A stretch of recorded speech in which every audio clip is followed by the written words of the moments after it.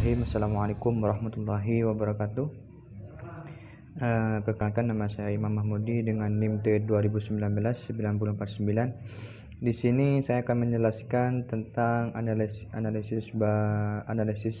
kebutuhan bahan ajar yang standar kompetensinya yaitu manusia, tempat, dan lingkungan untuk semester ganjil pada kelas 7. Di sini saya akan menjelaskan tentang kompetensi dasar. Untuk yang pertama, tentang kompetensi dasar yaitu memahami konsep ruang atau lokasi, distribusi, potensi, iklim, dan juga bentuk muka bumi, geologis, flora, dan juga fauna.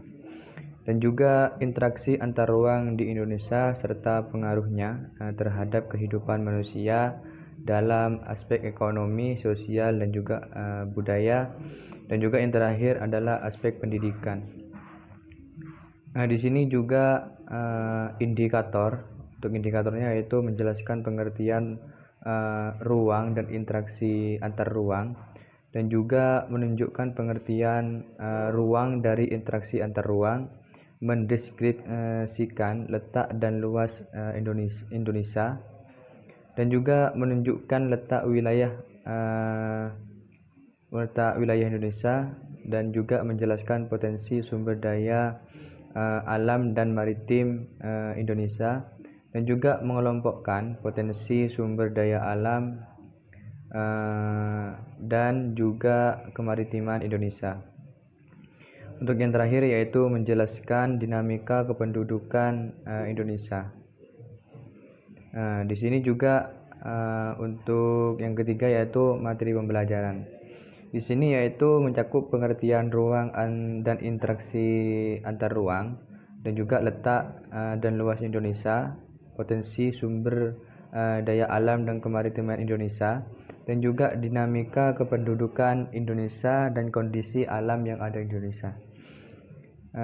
Untuk kegiatan belajar yang pertama yaitu secara individu. Di sini itu kalau secara individu itu merumuskan pengertian dan ruang interaksi antar ruang. Untuk secara kelompok yaitu mengidentifikasikan letak dan luas Indonesia, dan secara individual di sini itu mengidentifikasikan dinamika kependudukan Indonesia, dan juga secara kelompok di sini juga berdiskusi tentang potensi sumber daya alam dan kemaritiman Indonesia.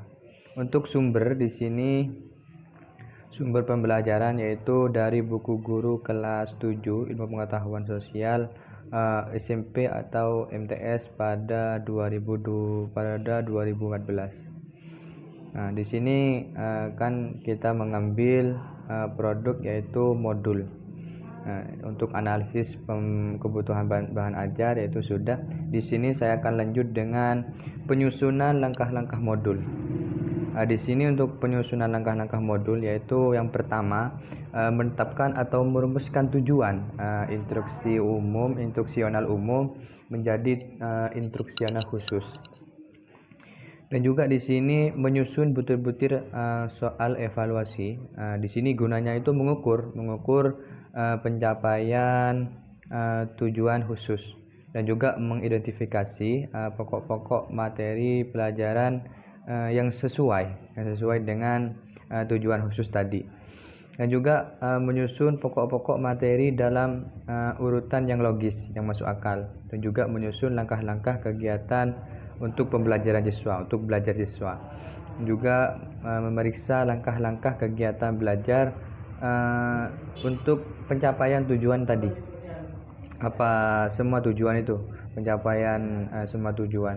Dan juga untuk yang terakhir mengidentifikasi alat-alat yang diperlukan dalam kegiatan belajar dengan modul tersebut. Ya, di sini untuk yang terakhir yaitu tentang beberapa hambatan yang dialami saat pembuatan modul untuk bahan ajar.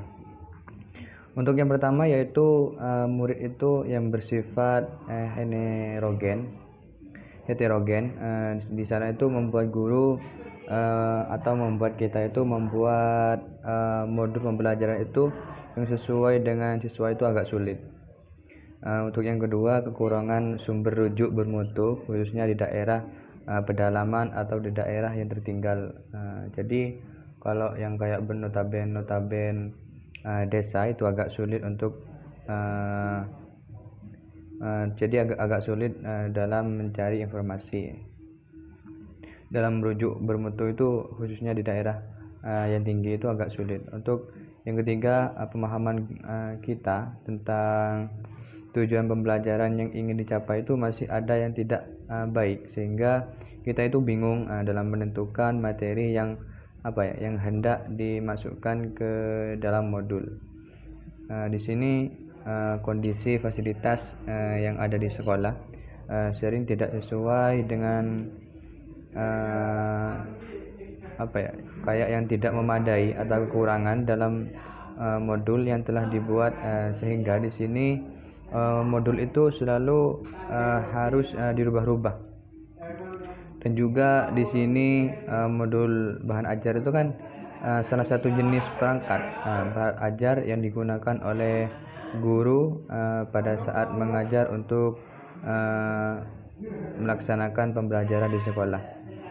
Jadi mungkin hanya itu ya yang bisa saya sampaikan. Kurang lebihnya saya akhiri. Wassalamualaikum warahmatullahi wabarakatuh.